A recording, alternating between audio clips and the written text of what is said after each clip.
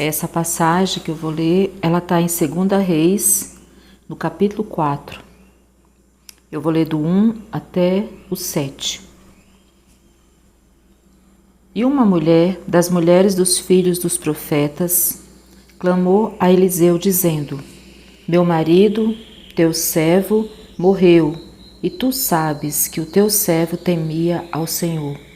E veio o credor a levar-me os meus 2 filhos para serem servos. E Eliseu lhe disse: Que te hei de eu fazer? Declara-me, que é que tens em casa? E ela disse: Tua serva não tem nada em casa, senão uma botija de azeite.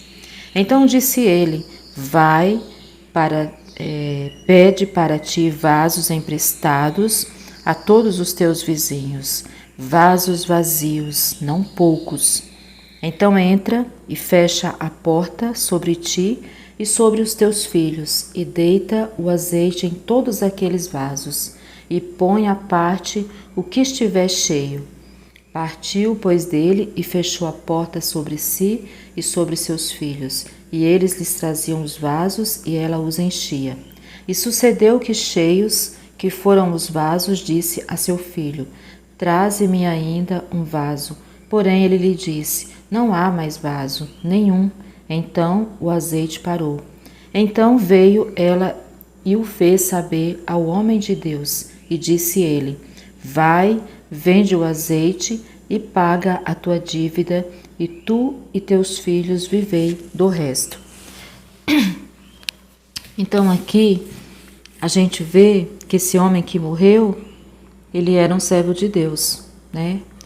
E essa mulher, ela foi até o homem de Deus e colocou ali a situação dela. Ela se viu numa situação que ela estava desesperada, né? O marido morto, os filhos prestes a ser escravos, né?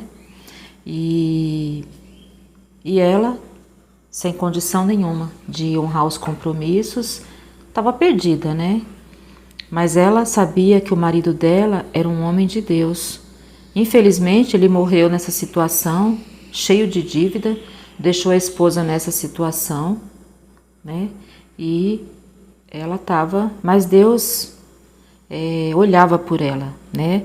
Quando ela teve ali a direção de ir até o homem de Deus, é porque ela também acreditava em Deus, né?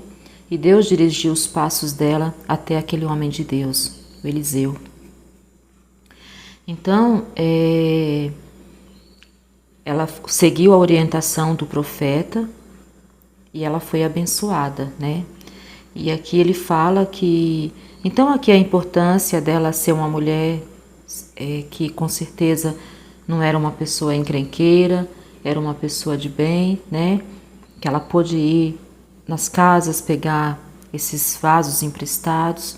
Depois ela seguiu a orientação de fechar a porta e ali ser uma coisa só dela, dos filhos e Deus, né? Só o profeta sabia, né? Ela não ficou falando para um e para outro o que ela ia fazer, né? Então ela entrou lá e fez tudo que Deus orientou através do profeta. E ali diz que quando os vasos acabaram, o azeite também cessou, né? Deus, ele tem tudo sob controle, né? Então, assim, ela não tinha nada, né? Ela disse que só tinha uma botija, né, de azeite. Mas Deus transformou essa botija, né, numa fábrica de azeite, né? Porque ela fez ali, encheu muitos vasos, né, de azeite, tanto que foi suficiente para ela pagar aquela dívida, e o profeta falou: vive do resto, né? Ninguém ia ser escravo e ela ia conseguir se manter ali. Numa época em que a mulher tinha dificuldade de arrumar um trabalho, né? Então, assim, mas Deus sustentou aquela mulher num tempo difícil da vida dela. E Deus faz isso com todos nós, né? Ele não desampara ninguém que crê nele, né? Ninguém que põe a fé nele, a esperança nele, a confiança nele, fica desamparado, né? Então aqui, um servo de Deus, pode ficar numa situação dessa? Pode. Esse homem ficou, né? Infelizmente ficou e morreu e deixou a mulher nessa situação, né? Mas a misericórdia de Deus cobriu aquela família, guardou aquela família. Deus não deixou que aqueles filhos virassem escravo e Deus não deixou que aquela mulher fosse mendigar o pão. E Deus permitiu e ajudou que aquela mulher tivesse condições de honrar todos os compromissos dela, né? Então, Deus, ele é esse mesmo Deus, ele não muda, ele continua cuidando de nós, tendo misericórdia de nós. Então, às vezes, a gente sempre acha que quando estamos em situações difíceis, o inimigo sempre quer mostrar o lado torto das coisas, né? Que não tem saída, que está tudo acabado, né? Mas sempre há uma saída para o Filho de Deus, né? Deus, ele é igual, ela estava com azeite lá, mas para ela não tinha utilidade, ela não tinha nada aos olhos dela. Mas o Senhor abriu os olhos dela e mostrou para ela que aquele azeite era recursos para ela honrar os compromissos dela e para ela viver, né? Ali, viver daquilo, né? Transformar aquilo, em nome de Jesus. Então, assim, sempre Deus nos dá recursos, né?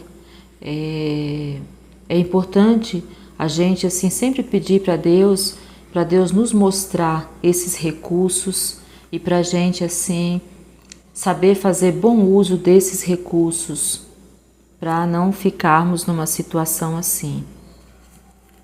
O Senhor é aquele Deus que, quando estamos no caos mesmo, naquela situação que para o mundo está tudo acabado, o Senhor vem e abre ali uma luz, né? No fim do túnel, e mostra que há uma saída. Em Deus sempre há saída, né? O inimigo, ele tenta cegar as pessoas, tirar a visão das pessoas. E uma das formas de tirar a visão das pessoas é tirar a esperança delas. É tirar a alegria, é tirar a paz, é tirar sonhos, é empatar mesmo a vida da pessoa, cegar a pessoa de forma que a pessoa não veja saída. Mas em Deus sempre há saída. Deus é bom o tempo todo e faz o bem a todos o tempo todo. E a misericórdia dele se renova todas as manhãs. E ele não rejeita, não lança fora ninguém que vai até ele, né? A palavra de Deus fala que a gente deve viver sem dever nada a ninguém, somente o amor de Cristo. Esse homem morreu cheio de dívida, a ponto de deixar a família dele nessa situação. Mas ele não deixou de ser servo de Deus por causa disso.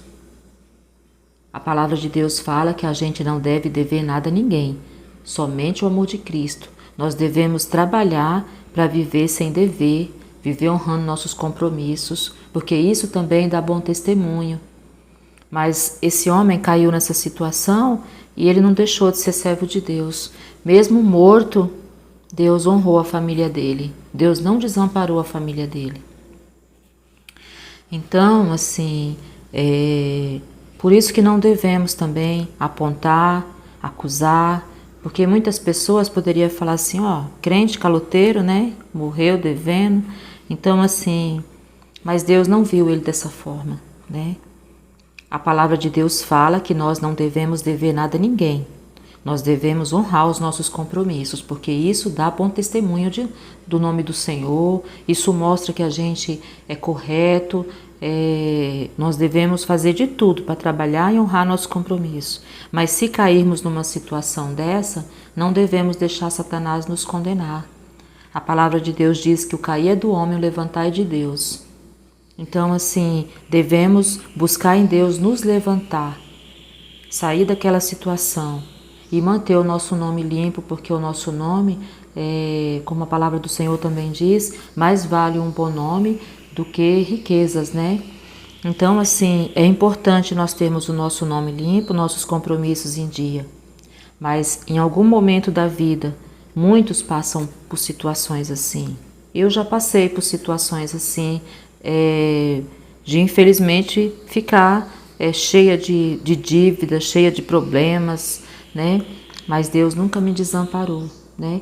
O importante também é a gente não fazer as coisas de forma irresponsável, fazer uma conta sabendo que não vai pagar, isso não está certo, mas assim, fazer as coisas sempre desejando pagar e se planejando para conseguir fazer as coisas, né?